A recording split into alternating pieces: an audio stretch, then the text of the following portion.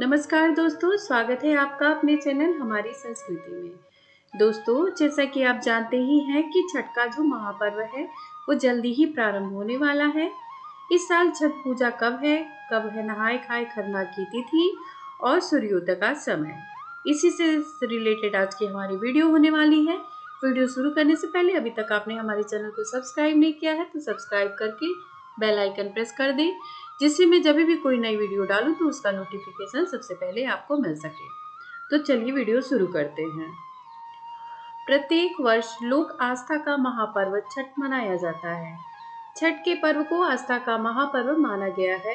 कार्तिक माह के शुक्ल पक्ष की षष्ठी तिथि पर छठी मैया की पूजा की जाती है। मान्यता है कि छठ पूजा करने वाले भक्तों को सुख समृद्धि, धन वैभव, यश और मान सम्मान की प्राप्ति होती है। कहते हैं जो महिलाएं यह व्रत रखती हैं उनकी संतानों को दीर्घायु और सुख समृद्धि प्राप्त होती है। इसके साथ ही यह व्रत करने से निरोगी जीवन का आशीर्वाद भी मिलता है।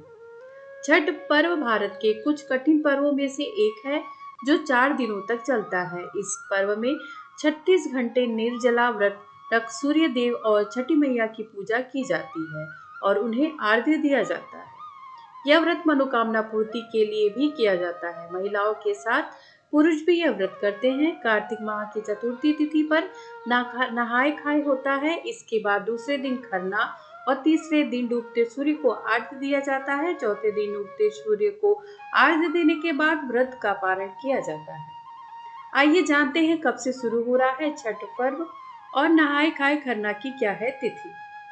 कार्तिक शुक्ल पक्ष की चतुर्थी तिथि को छठ महापर्व की पहली परंपरा का निर्वाह किया जाएगा। कार्तिक शुक्ल पक्ष की चतुर्थी को नहाए खाए के रूप में मनाया जाएगा। इस परंपरा के अनुसार सबसे पहले घर की सफाई कर उसे शुद्ध किया जाता है।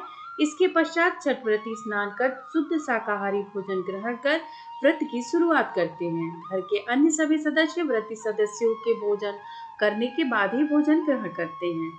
नियम के अनुसार इस दिन भात, लौकी की सब्जी और दाल ग्रहण किया जाता है और खाने में सिर्फ सेंधा नमक का इस्तेमाल किया जाता है।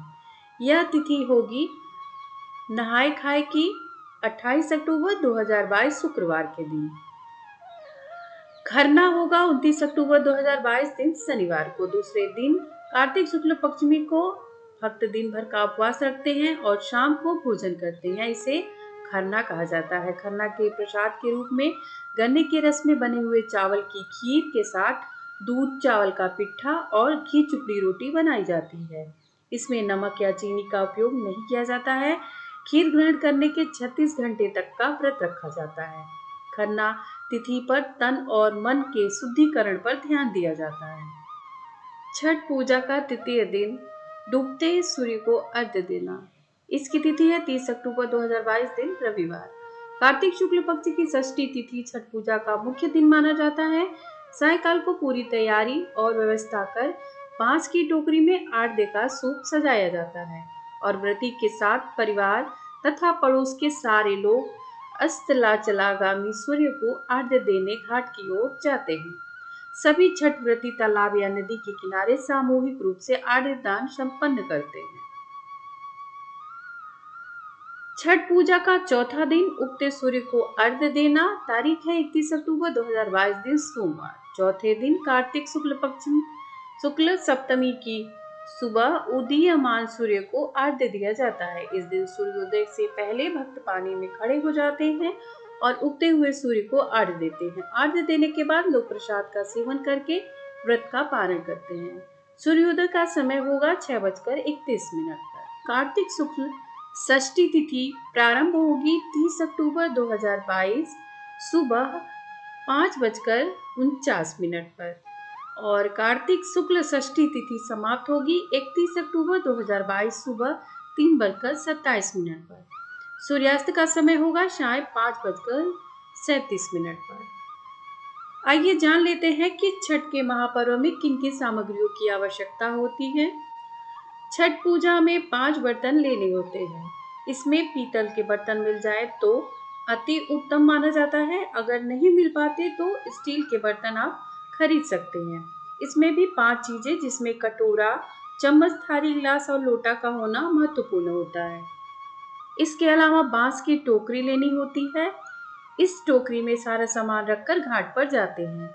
आपके पास जो सामग्री है उसके हिसाब से इसे खरीद सकते हैं। इसके साथ सूप लेना होता है। ये सारी चीजें बेहद जरूरी हैं। आद्य देने के वक्त इसके बिना पूजा अधूरी मानी जाती है। छठ पूजा में चढ़ाने के लिए पानी वाला नारियल होना चाहिए। इसके अलावा भोग के लिए दूध, साफ सुथरे गेहूं, चावल और प्रसाद बनाने के लिए गेहूं का आटा और गुड़ चाहिए होता है। इससे ठेकुआ बनाया जाता है जो कि भोग में छठी मैया को प्रसाद के रूप में चढ़ता है। इसके बिना पूजा अधूरी मानी जाती है। प्रसाद में चावल के लड्डू भी चढ़ते हैं। इसे पीसे हुए चावल और गुड़ से बनाया जाता है। सुपारी के बिना पूजा अधूरी है। 5 से 6 सुपारी की पूजा में जरूरत होती है। पूजा के लिए हल्दी और सिंदूर चाहिए। कच्चे चावल को पीसा जाता है जिसे पिठार कहते हैं। इसे हर सूप और पूजन सामग्री पर लगाया जाता है।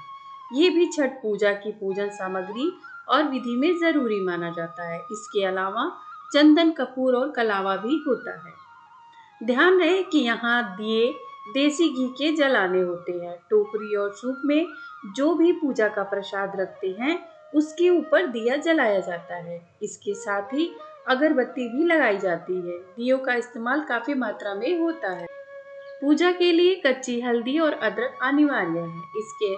इसका पौधा बाजार में आसानी से मिल जाता है। इसके साथ ही मीठा नींबू लिया जाता है। पंचमेवा प्रसाद में रहना जरूरी है। छठ में फल लेने का बहुत महत्व है। कम से कम 7 प्रकार के फल लेने होते हैं जिसमें सिंघाड़ा, शकरकंद और केला रहना अनिवार्य होता है। पूजा में खासकर हरे फल का विशेष महत्व होता है, इसलिए छठी मैया को हरा फल चढ़ाया जाता है। छठ पूजन में 2 पान के पत्ते और 5 प्रकार के फूल लेने होते हैं जिसमें नीले और काले रंग के फूल नहीं होने चाहिए। इसके अलावा छठ में यदि कोई मन्नत मांगता है और उसकी मनोकामना पूरी होती है तो छठ में वो कोसी भरते हैं। ये हाथी के आकार का होता है। इसमें ऊपर प्रसाद यानी कि ठेकुआ रखा जाता है और उसके ऊपर दिया रखते हैं। इसके अलावा चौमुखी दिया भी लिया जाता है। छठ में प्रसाद चढ़ाने के लिए मिट्टी की सराही ली जाती है। इस चीज की मात्रा कम से कम 12 होनी चाहिए। इस सराही में प्रसाद रखा जाता है। खासकर कोसी भरने वाले लोगों के लिए ये बेहद जरूरी है। इसके अलावा कम से कम 2 बड़ी सराही ली जाती है। इसमें छठी मैया को प्रसाद का भोग लगाते हैं। गंगा जल 4 से 5 गन्ना भी पूजन विधि के दौरान लिया जाता है। तो दोस्तों, ये थी छठ महापर्व से संबंधित कुछ जानकारियाँ। उम्मीद है आपको हमारी ये वीडियो जरूर पसंद आई होगी। अगर पसंद आई है तो इसे लाइक करें और अपने दोस्तों के साथ शेयर भी कर दें और कमेंट में जय छठी मैया लिखना बिल्कुल भी ना भूलें। मिलते हैं नई वीडियो के साथ, तब तक के लिए धन्यवाद।